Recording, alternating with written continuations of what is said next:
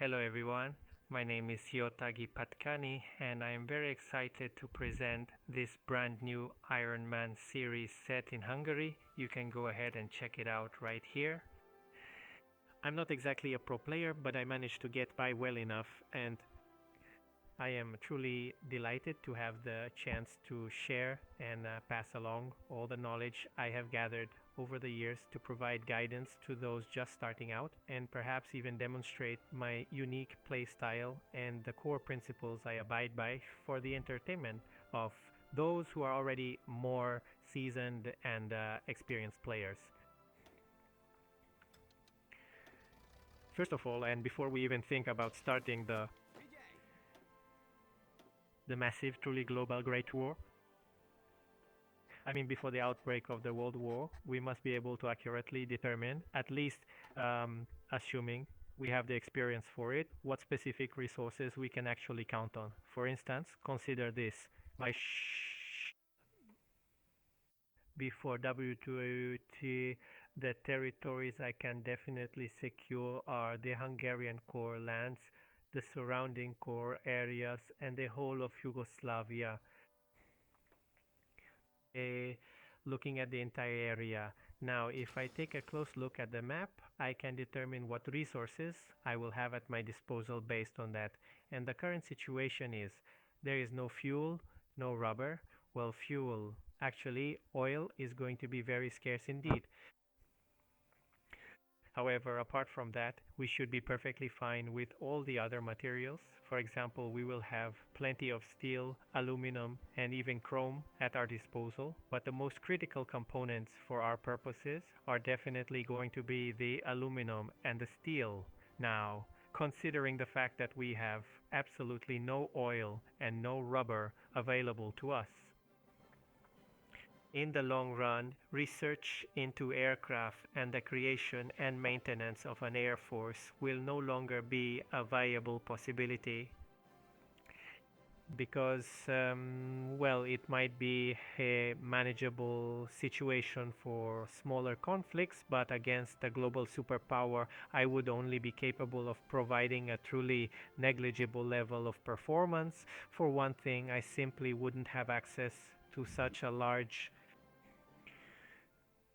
reserve, and for another thing, honestly, I really wouldn't have kept such a massive extensive reserve of heavy equipment, and certainly not the most vital critical resources like oil and fuel and other supplies. Mostly rubber would have to come from trade. Sure, you can mess around with oil refineries, but those won't they are simply unable to resolve the complex problem of creating a truly serious and capable air force. In reality, their role is strictly limited to merely supplementing the existing structure. That is why I am forced to operate under the firm assumption that I will have no air force at my disposal at all. So that has to be compensated for elsewhere, like with doctrines. Also, I won't be able to make tanks either, partly due to the lack of fuel, though that might not be such a tragedy, but without an air force, I don't think there's much point in using tanks. And beyond that, in addition to everything else, the uh, Greater Hungary's economy could never sustain itself under these conditions. Capable of sustaining significant losses over an extended period of time, even while operating without the benefit of air support. That is precisely the reason why we are not going to be pushing for the deployment of tanks either. Instead, we are going to focus our efforts entirely on our infantry units. Certainly, we can provide them with artillery, but the issue is that since we are facing such brutally strong global superpowers, I will have to bolster our defense entirely through the implementation of new doctrines. And I am going to have to manage these incoming enemy attacks by deploying my specialized tactical units. But the most important thing is that I am required to provide my full support to our defensive efforts, and if we are fortunate enough to catch a break, we might still be able to manage our offensive maneuvers in this manner. Well, the reason this is so critically important is because should I be locked in a protracted, grueling war of attrition against a global superpower, my only chance for survival rests on my ability to rely on a fixed supply of resources that will never run dry. If I were to rely solely on trade, they would find themselves cut off from all essential supplies in the very short term. And that would certainly cause production to stall them. To start things off, we are currently focusing our research efforts entirely on production, and we find ourselves in urgent need of a mountain warfare specialist immediately, since we will be engaging the Austrians in combat here, and such a specialist would be perfectly and uniquely suited for that particular task.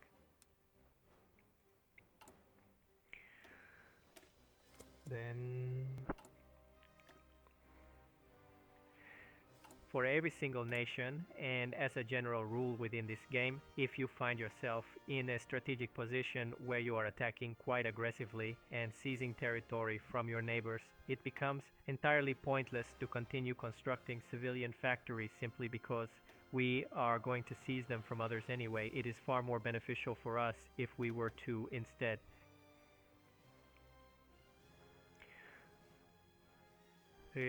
we built military factories because there's no point in building civilian factories to build faster later if you have no weapon reserves. And in war, the size of your reserves can be decisive. That is the reason why I suggest constructing military factories in every single possible quantity, and we will simply take the civilian ones. The thing is, we are actually in need of this as well. And we are in urgent need of the truck as well.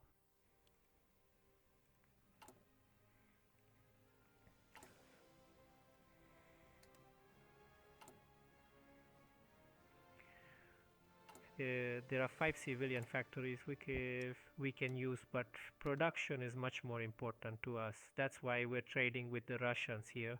True, we're helping the Russian a bit with this, but it doesn't really matter because I always go for world domination by taking on the world alone, so I don't need faction members.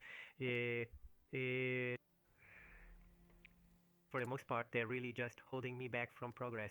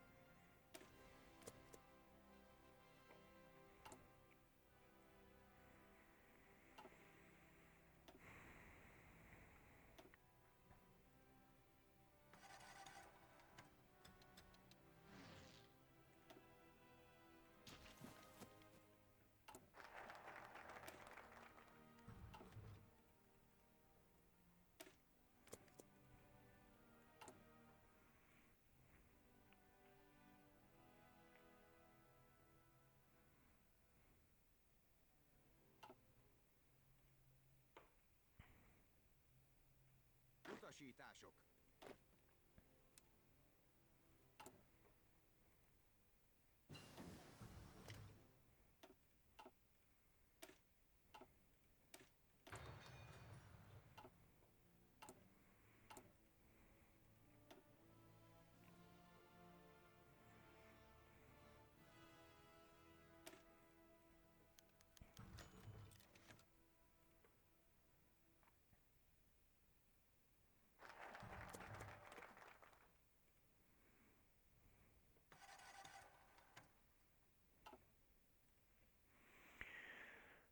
I'm not spending any political points right now since I'm going to need them later. You really need to justify the war against the Austrians. And we are going to need a military leader who is able to provide us with some very valuable army experience.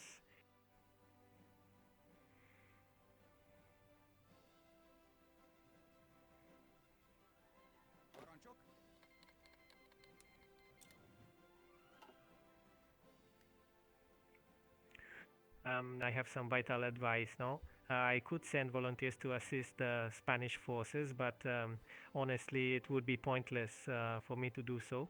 I am referring specifically to that 15% margin.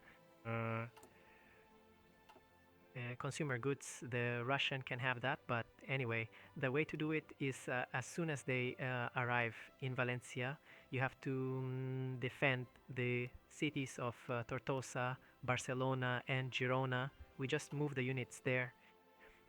When the third Spanish faction forms here, I don't know what to call it. Then we automatically defend these three cities, so they won't be theirs. Meanwhile, the fascists are attacking, and it'll practically capitulate soon. And this democratic way of life that we have come to know so well. The Republic will provide us with the gold in exchange for our assistance. You really didn't have to do anything particularly difficult. We are simply tasked with defending those three cities, and that is all there is to it. But I will show you how this works properly at some point.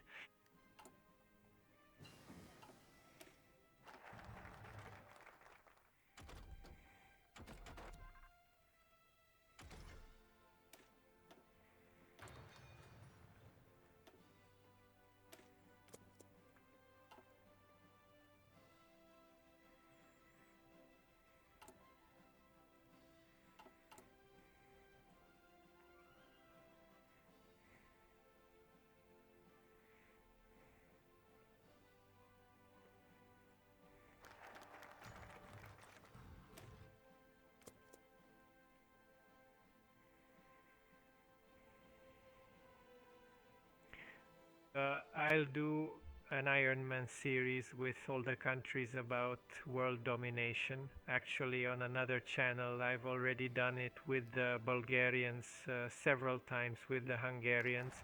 Yes, and I actually pulled that off once before with the Ottoman Empire as well. That was an incredibly difficult challenge as the manpower reserves were just brutally low, but I still managed.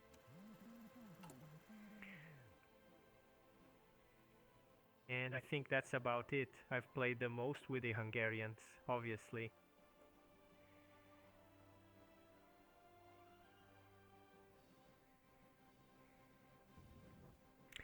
Furthermore, I am currently engaged in a rather ambitious project where I intend to join forces with the Mexicans to defeat the Americans before the German forces finally capitulate, which is admittedly an almost impossible task, but that is the goal.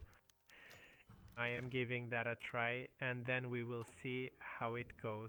Actually, I have managed to achieve some pretty good results. There are some solid strategies already, but I will make a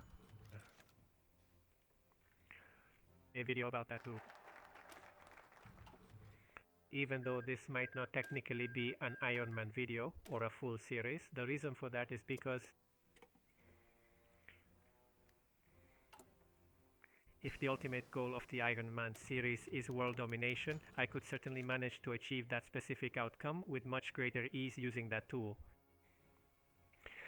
Now, when we consider the Comintern Pact, it is really worth our while to know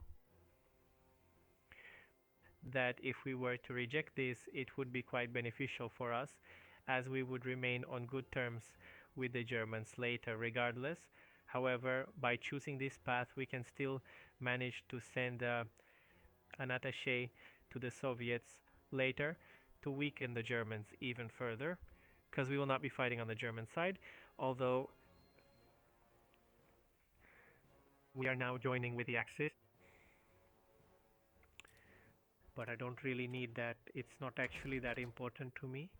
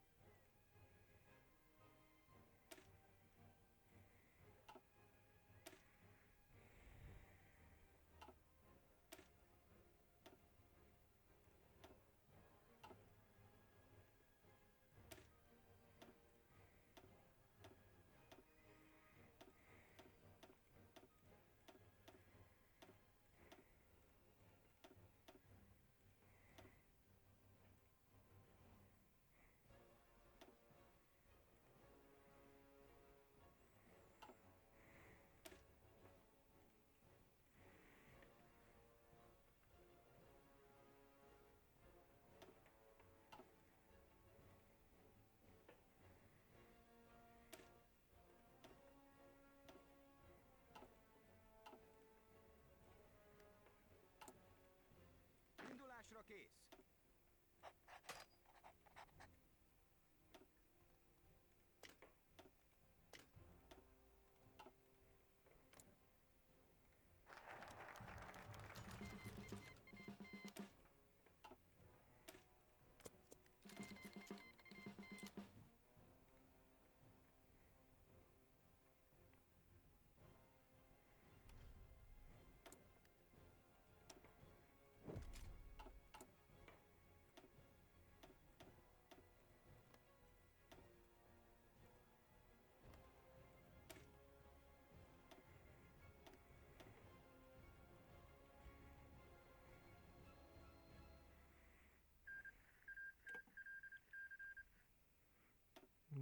I really shouldn't have gone about it that way. I have completely messed this up.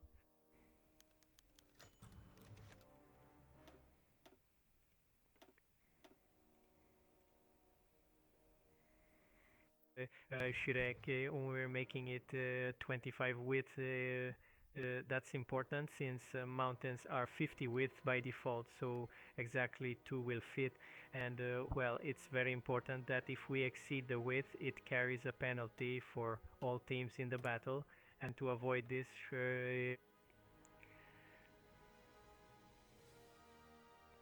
we're optimizing it. The width is currently being set to be in. When we pause for a brief moment to deeply reflect upon the incredibly intricate, complex, and often profoundly painful tapestry that constitutes our shared history, we find ourselves compelled to confront the deep-seated, systemic, and pervasive fractures that have, over time, come to define the very nature of our divisions. These are not merely simple, superficial administrative boundaries, or minor, inconsequential differences of opinion that can be easily brushed aside or ignored. Rather, they are the profound, structural, and deeply ingrained separations that have, slowly but surely, grown and widened between us over the course of many long, arduous, and often incredibly turbulent years. They have permeated every single aspect of our collective existence, fundamentally influencing how we perceive one another, how we interact within our diverse communities, and how we ultimately fail to recognize the common, underlying humanity that should, by all rights, bind us together in a spirit of true solidarity. We have, through our own collective inaction and our own deep-seated prejudices, allowed these walls to rise brick by brick until they have become seemingly insurmountable barriers that obscure our shared vision and stifle our collective potential for any kind of meaningful progress. We have become total strangers to one another, effectively trapped within the isolated silos of our own making. And yet, despite the immense weight of this history and the undeniable gravity of our current precarious circumstances, we find ourselves standing at a truly critical, pivotal, and transformative juncture. We are at a significant crossroads where the choices we make today will echo loudly through the generations yet to come. Here in this very moment, in this specific and sacred place where the fading echoes of our troubled past finally meet the vast, untapped possibilities of our future. We are presented with a rare and fleeting opportunity to finally address these issues with the absolute honesty, the profound empathy, and the unwavering courage that they so desperately require of us. Here, we can begin the long, difficult, and necessary work of dismantling the rigid structures that keep us apart, replacing our deep-seated suspicion with genuine understanding, and facing our current state of fragmentation with a renewed, vibrant sense of purpose that transcends all of the petty grievances and the narrow-minded conflicts of yesterday. Here we stand ready to forge a new path forward together,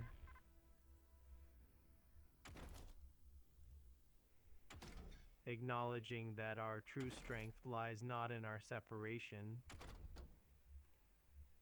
but in our collective ability to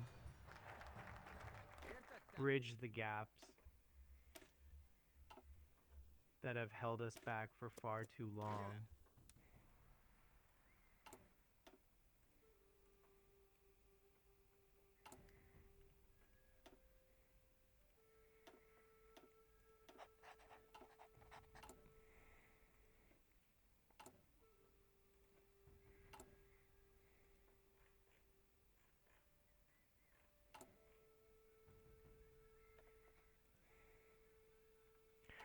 Now, against the Czechs, in order for me to be in a position where I am finally able to take a firm hold, all of Slovakia, we need to have 350,000 men in active. When we take the time to sit down together to deliberate upon the very core essence of the professional service that we provide to our clients, we are certainly not merely discussing the basic fulfillment of our standard obligations or the simple, perfunctory, and routine completion of our daily tasks.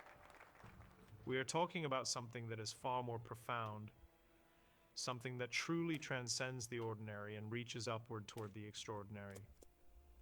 We are talking about a deep, unwavering, and absolute commitment to excellence that permeates every single interaction, every single minute detail, and every single fleeting moment of the experience that we carefully curate for our valued clients. We are simply not interested in the mundane, the standard, or the merely acceptable results. We are setting our sights on something much higher, something truly magnificent, something that stands as a powerful testament to our unwavering dedication. We are going for grand. And when I say grand, I mean a level of service that is entirely unparalleled, a standard that is truly breathtaking in its scope, its precision, and its flawless execution. Parancsok? It is about crafting an experience that lingers in the memory, an experience that leaves an indelible and lasting mark on everyone who encounters it. We are pushing the boundaries of what is possible, constantly refining our approach, and dedicating ourselves to a vision that is nothing short of spectacular. We are building a legacy of quality that will stand the test of time, ensuring that every single person who walks through our doors feels the weight of our ambition and the genuine warmth of our care. Figyelj! This is our mission, our passion, and our ultimate goal. And we will not stop until we have fully achieved it. We are committed to this path, and we will see it through to the very end, no matter the challenges we face, because we know that the final result will be worth every single ounce of effort we pour into it. We are crafting a masterpiece of hospitality, a symphony of attention, and a monument to the idea that when you aim for the stars, you might just change the world. Every detail is a brushstroke, every interaction a note in a grand composition.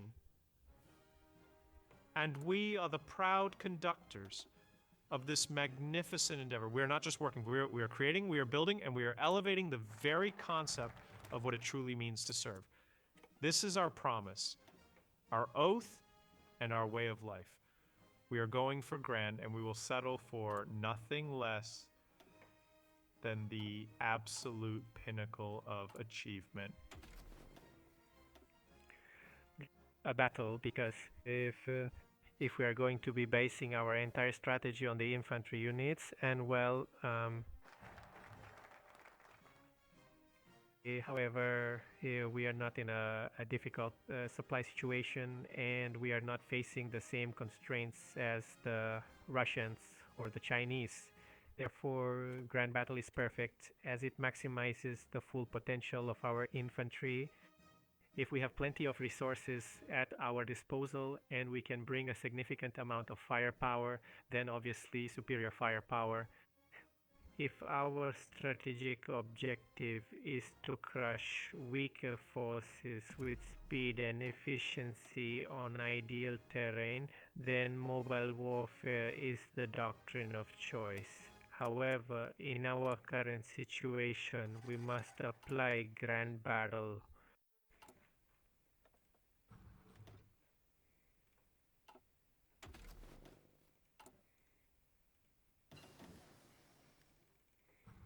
Hold on, where exactly are we right now? That is way too many. We really do not need that many right now.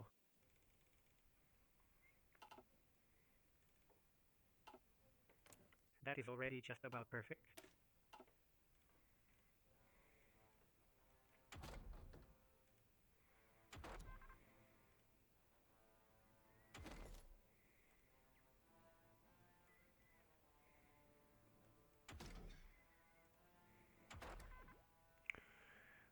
Now is the moment for us to step up and take these penalty kicks.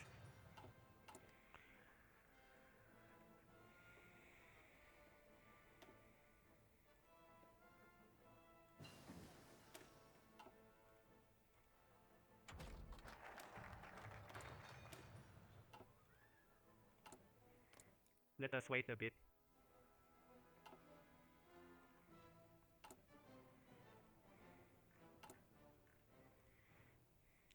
We must start getting the active force ready for action now.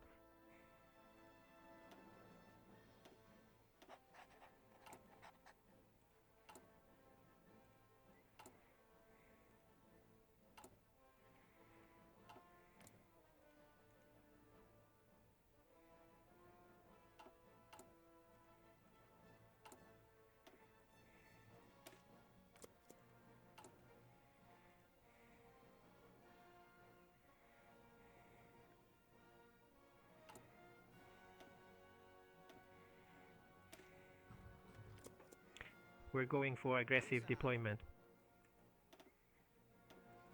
Parancsok.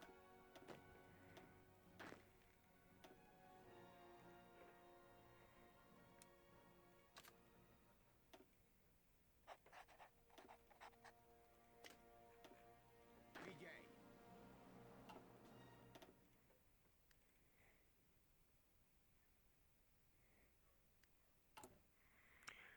Aha, so there are no trains here.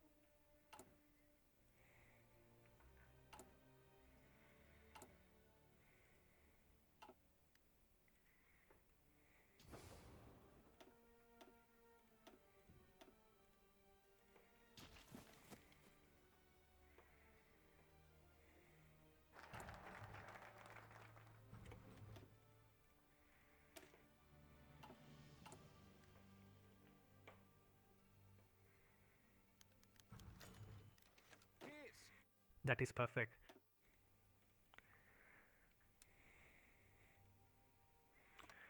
And now we're here. We'll go with the Romanians. They are the kind of people who never give up. Transylvania, but we'll turn our attention to the Germans, and the Germans decide exactly who receives it based on who they consider to be the stronger force when it comes to their active duty personnel. Because if you have 350,000 men currently serving in active duty, then we are always going to get 8 counts from the Germans.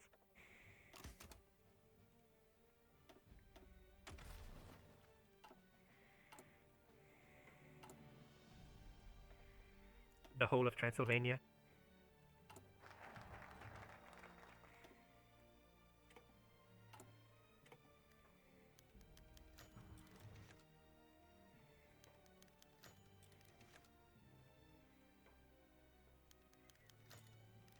Indulásra And kész! there we go. It was never really a question, was it? And now we are going to set our sights on Yugoslavia. Around these parts, it does happen on occasion that they refuse to comply whenever I find it necessary to demand the Croats.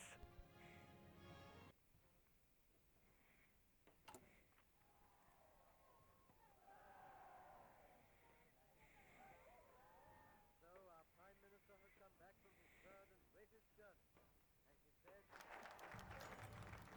of the Czechoslovakian problem, which has now been achieved, is, in my view, only the prelude to a larger settlement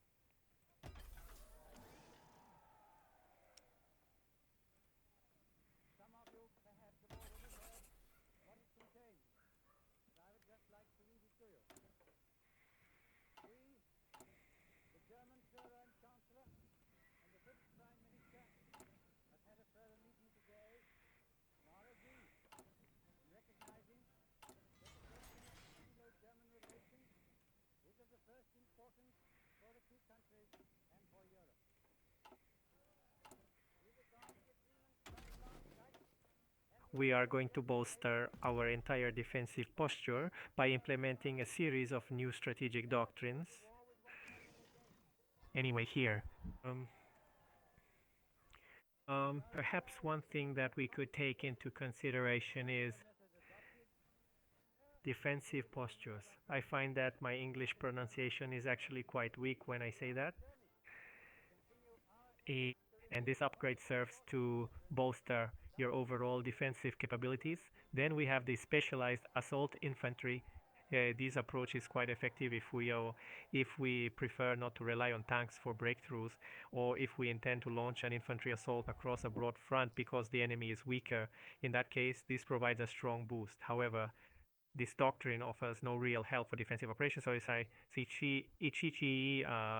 essentially assumes the assumption that the enemy is weaker than us, whether in terms of their technology or their total numbers. There is another approach that is both defensive and offensive, primarily focused on saving manpower, but it assumes we have enough industrial capacity for support. These units that we are looking at, so you could say that it is somewhat defensive in its nature while also being quite offensive at the same time.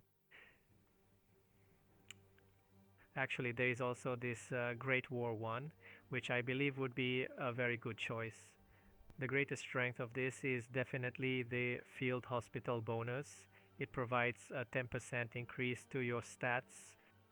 This is the most significant boost available for our field hospitals because with this, a fully upgraded facility would provide us with a 50% bonus toward the recovery of half of our total wounded casualties. So if we were to lose 500,000 in total manpower, we would recover half of that amount as free manpower. This would be quite advantageous for us, provided that we are able.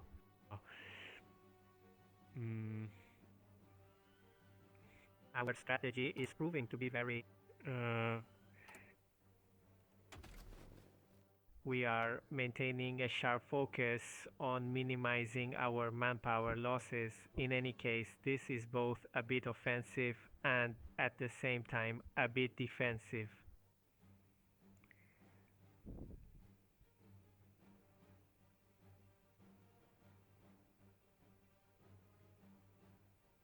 No, that's not it. It is more of an entirely defensive stance.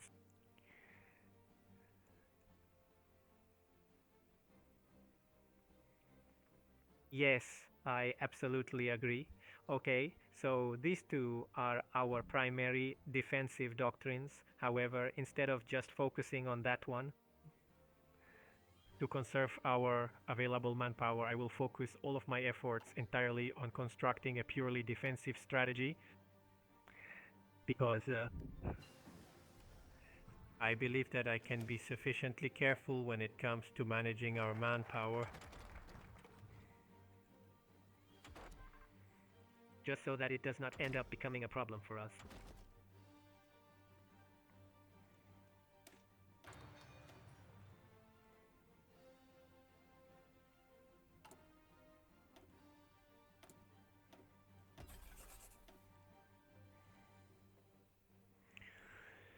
It so happens that lately I tend to ramble and say things that don't make much sense because it is quite late in the evening when I record these videos and I am feeling rather tired. But I truly hope that you will still find it to be quite enjoyable. And now we are going to make an attempt to take over the Croats.